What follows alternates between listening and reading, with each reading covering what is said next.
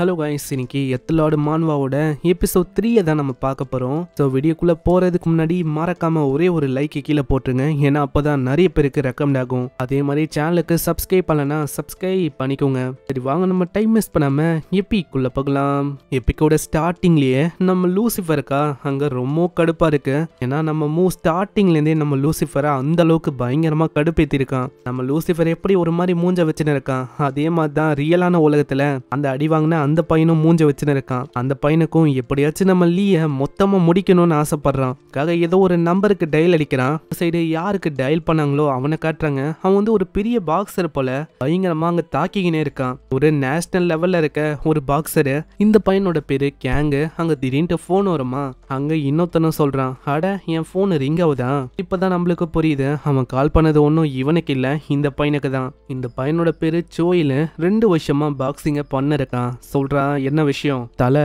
ஒரு ரொம்ப முக்கியமான விஷயம் தல. என்னைய தாக்கிட்டான் ஒரு பையன். அதனால நீ வந்து எனக்காக ஒரு விஷயத்த பண்ணும் தல. நீ வந்து இதுக்கு முன்னாடி என்கிட்ட சொன்னல உன்னோட போன் ஸ்கிரீன் வந்து ஒஞ்சிருக்குன்னு. கவலையப்படாத, உனக்கு நான் புது போனையே வாங்கி கொடுக்குறேன். நான் சொல்ற வேலையை ஒண்ணி நீ பண்ணு. அப்படியா, சரி நான் வந்து விஷயத்த பாத்துக்கிறேன். இதுக்கப்புறம் ஸ்கூலுக்கு அவன் வரான். ஸ்கூலுக்கு வரும்போதும் எல்லாருமே அவனை ஒரு விதமா தான் பாக்குறாங்க. நான் ஒரு லூசர் பையன் கிட்ட போய் அவன் தோத்து போயிட்டான்ல, அதனாலேயே எல்லாருமே அப்படி பாப்பாங்களா. இதனால அவன் ரொம்ப கடுப்பாயிடுறான். கட்டத்துல பேக ஓங்கி கீழே போட்டு பயங்கரமா அவன் கத்த ஆரம்பிக்கிறான். அடே பைத்தியக்கார நாய்ங்களா, எதுக்கு என்ன பத்தி மர்மரிங் பண்ணிருக்கீங்க? வீக்குன்னு நீங்க யோசிக்கிறீங்களா? உங்களுக்கு வேணுமா என் கூட சண்டை போடுங்க. நான் இப்பவும் அந்த அளவுக்கு தான் ரொம்ப ஸ்ட்ராங்கா இருக்கேன். ஆனா இதை கேட்டோன்னே அங்க ஒரு பொண்ணு எழுந்து நிக்கிறா. ஹேய், ரொம்ப கத்தாத, கம்முன்னு படிக்கிற வேலையை பாரு இங்க வந்தா. அதனால உட்காரியா. பொண்ணு வந்து கிளாஸ் லீடர் தான். இவளுக்கு எவ்வளவு தைரியமான அவனுக்கு இன்னமும் கடுப்பாகுது. நான் அந்த பொண்ணு கண்டுக்கிற மாதிரியே தெரியல. நல்ல ஆளு அங்க இருக்கிற சேரை தூக்கி போடலான்னு போவானா, அதுக்குள்ள ஒரு டீச்சர் வராரு. ஆமா, இங்க என்ன போயின்னு இருக்கு. அங்க டீச்சரை பார்த்தோன்னே ஆளு அங்க எதுவுமே ஆகாத மாதிரி உட்காந்துக்கிறான். கிளாஸ் லீடர், நீ வந்து ஏன் நிக்கிற, என்ன பிரச்சனை? அதெல்லாம் ஒன்றும் இல்லை.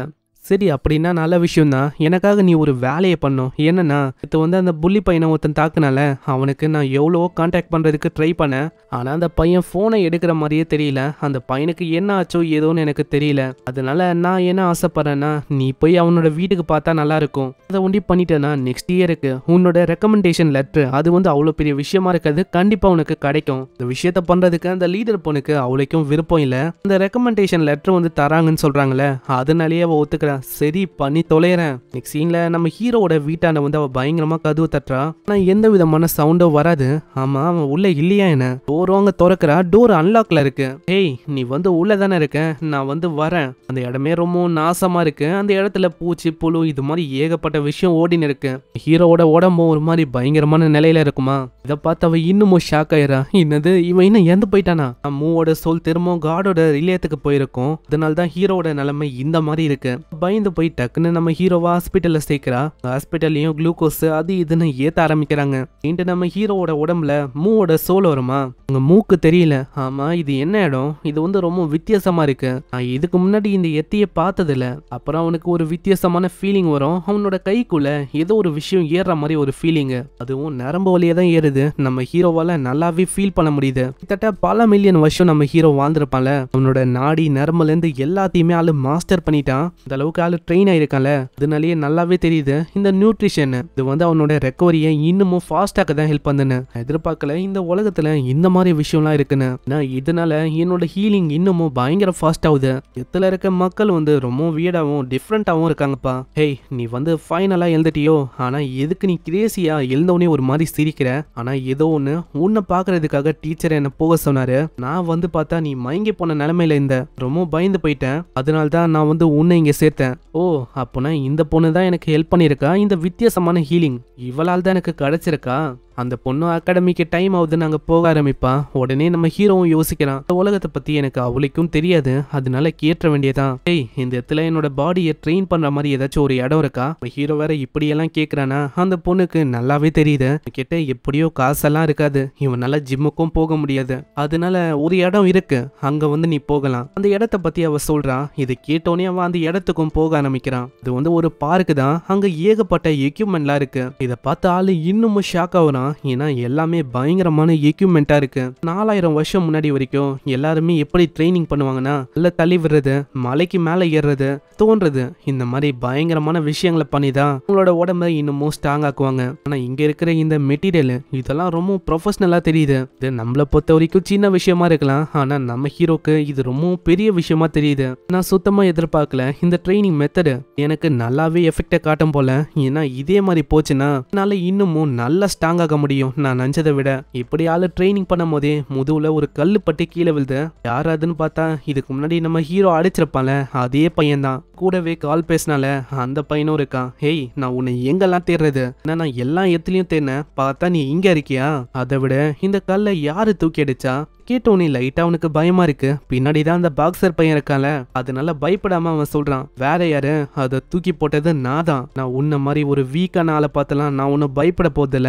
என் பின்னாடி இருக்க இந்த பையன் இவன் பெரிய பாக்ஸர் தெரியுமா, உன்னால இவன் முன்னாடி நிக்கவே முடியாது, அந்த அளவுக்கு ஸ்ட்ராங்கு. சொல்லி வாயமுல்ல அதுக்குள்ள மூஞ்சிலே ஒரு பயங்கரமான பஞ்ச் அடிக்கிறான். பஞ்சு நிறைய ஆளு கீழே விழுறான். நம்ம ஹீரோவை பொறுத்த வரைக்கும் யாரு ஃபர்ஸ்ட் அட்டாக் பண்றாங்களோ அவங்கள தான் ஃபர்ஸ்ட் தாக்குவான். ஏன்னா இதுதான் நம்ம ஹீரோவோட பாலிசியாவும் இது வரைக்கும் இருந்திருக்கு. இன்னும் அப்படியே காடோட மீட்டிங்கு போகுது. அங்க நம்ம மூவ் வராதனால டிராகனு அதுதான் அங்க போயிருக்கே. நம்ம மீட்டிங்கை வந்து ஆரம்பிக்கலாம். எல்லாருமே இங்க வந்தாச்சுல, மூவால இங்க வர முடியல, அதுக்காக அவரோட மெசேஜை நான் சொல்லலான்னு இங்க வந்திருக்கேன். இரு, நீ யாரு ஃபர்ஸ்ட் இங்க வரதுக்கு? ஏன்னா இது காடோட ஏரியா, காடுங்க உண்டி தான் இருக்கணும். உன்ன மாதிரி சாதாரணமான அசிஸ்டன்ட் எல்லாம் இங்க வரவே கூடாது. அட, நீங்க நினைக்கிற மாதிரி எல்லாம் இல்லங்க, வெறுமா நான் மெசேஜை கொடுக்க தான் வந்தேன், வேற எதுவும் இல்ல.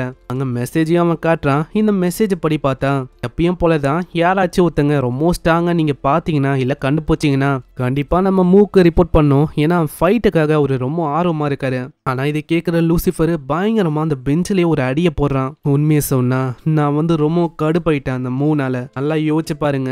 ஏன்னா இந்த மீட்டிங்க்கு அவன் வரக்கூட இல்ல.